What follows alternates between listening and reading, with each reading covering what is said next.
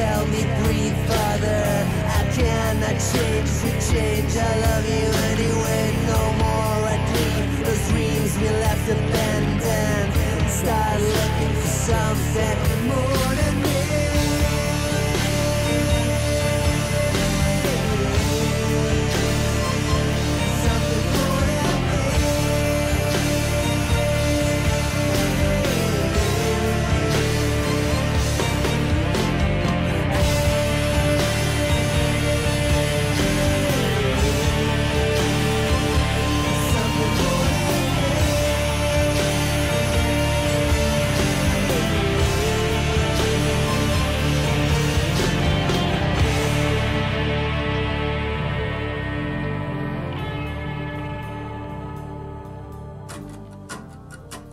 Welcome to Hangar18b.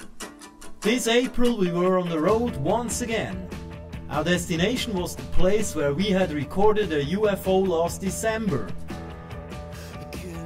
This time our goal was mainly to try to simulate the approach of the UFO so that we could possibly get a better picture of the altitude, distance, trajectory and speed of the unknown object. For all of you who didn't watch our video regarding this UFO, we strongly recommend to watch it first and continue with this video afterwards. We were lucky again, the weather was nice, at least in the afternoon.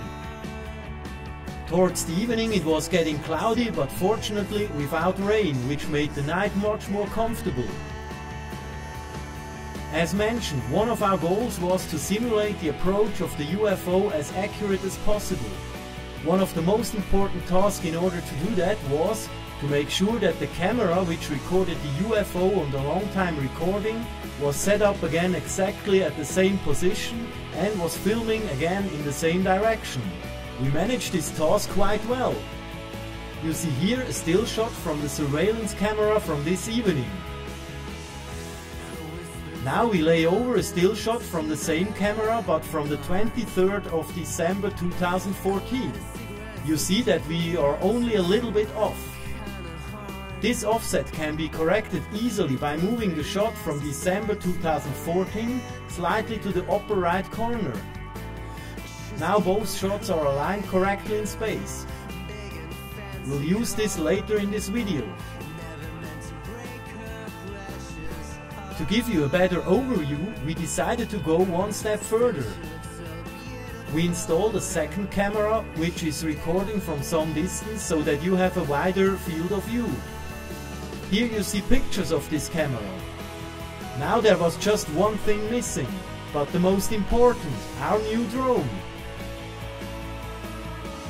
With this drone we'll try to fly an approach as close as possible to the UFO approach from December. The whole trial was now set up. Here you see the place from a top view. This also will get you a better understanding of the place we stayed in. The surveillance camera which recorded the UFO stands again on the exact same place. Here.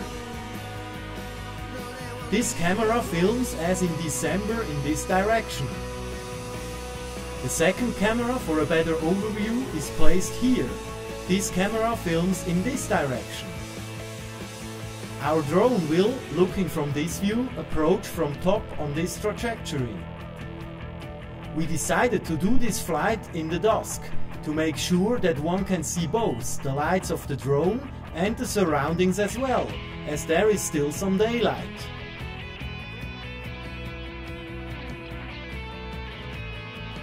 As a reminder, we'll show you here again the UFO from the 23rd of December 2014 in a loop.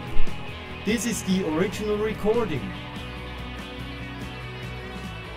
And here the UFO zoomed in. Now we started our drone and therefore our experiment.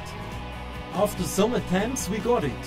The drone is leaving the camera view field more or less at the same spot, in the upper left corner. Here you see this approach filmed from the surveillance camera. And here the same flight filmed from the second camera with a wider field of view. Of course, we were curious about the sight from the drone. It doesn't matter how well you know a place. Normally, you will not see it from this angle.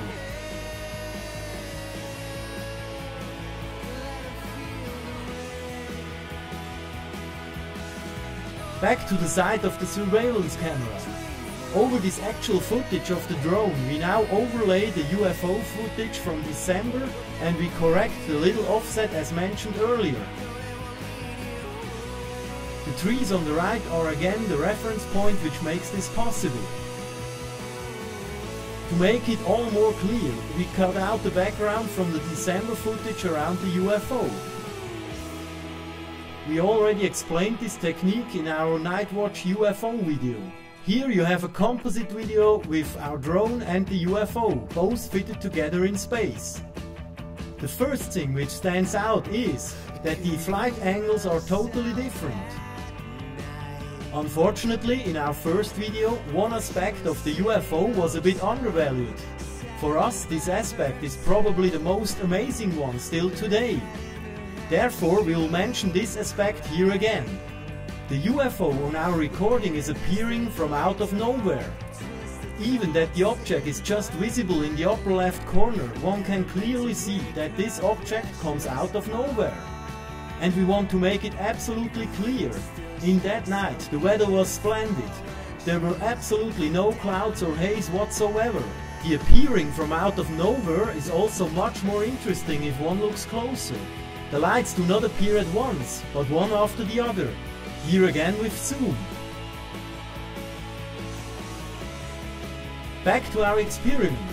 After we learned that the angles of the two approaches were different, we asked ourselves how this can be.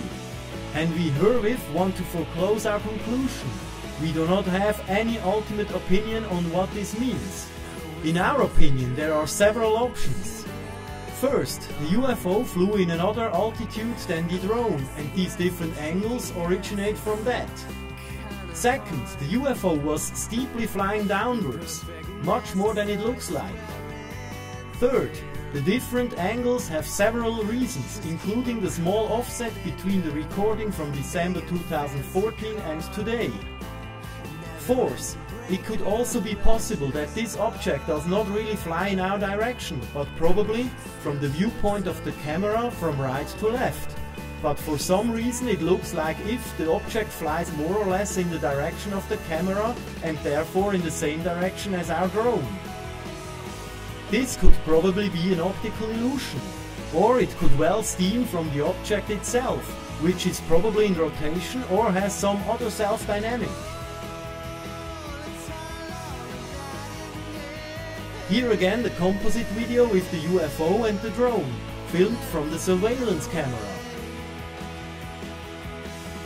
And here we cut everything together in a loop.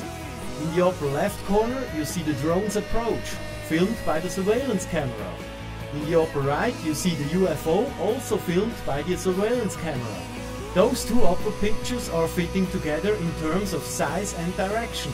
In the lower left you see the same flight, filmed with the second camera with a bigger view field. And in the bottom right is the side of the drone. The experiment has proven several things, but also brought up some new questions. For example, the different flight paths of the UFO, which probably was a bit different than we had thought. The speed of the UFO can still not be evaluated, but we now have a small clue. Our drone is moving through the camera view field more or less fast as the UFO. The drone was flying around 20 km per hour and flew in an altitude of about 20 meters. In fact, it's not possible to calculate the speed of the UFO with only these two parameters. However, it gives us a much better subjective feeling about the object. For sure, we will try to investigate the phenomenon of the different approaching angles on our next trip to this nice place, and we will try to do more variant flights with our drone. So, dear Hangar18b friends, we hope that you enjoyed it, and as always, keep your eyes open and to the sky. Bye, your Hangar18b team!